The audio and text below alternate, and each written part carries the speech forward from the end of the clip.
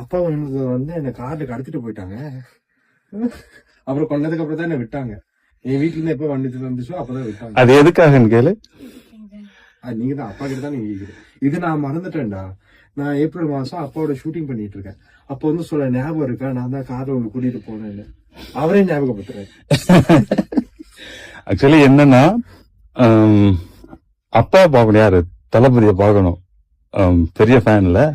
அப்போ வந்து கார்லயே தான் இருப்பாரு சார். அப்ப பார்க்க முடியாது அண்ணாவை. அப்போ பையன் ஸ்கூல்ல இருந்து ஒன்ன மாதிரி இருக்கும்போது வருவாப்புல. வரப்போ இவரை தூக்கி போய் செக்யூரிட்டி தான் போய் உட்கார வைப்பாரு.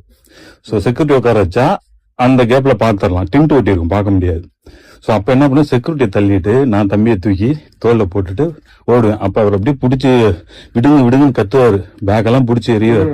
தூக்கி போட்டு கார்ல உட்கார. எனக்கு தெரியாது, யாரோ வந்து தூக்கிட்டு போட எனக்கு பயம் வருமா இல்ல? நீயே சொல்லு, பயம் வருமா? 6th படிச்சீங்க. அப்பனா 6th-னா 10 வயசு. ஆமா, அப்பதான் இதே ஏஜ் தான்.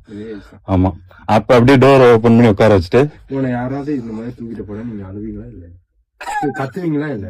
அத அப்பா கிட்ட சொல்லு. அது என்னது, கிட்னாப்பிங்.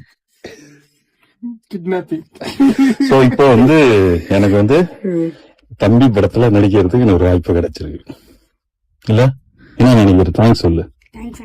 எனக்கு என்ன தேங்க்ஸ் இல்ல, நம்ம ஸ்ட்ரகிள் இருக்குல்ல. தேங்க்யூ. நான் அப்பா நிறைய தீவிரம் பாத்துருக்கேன். தேங்க்ஸ். Okay, thank you.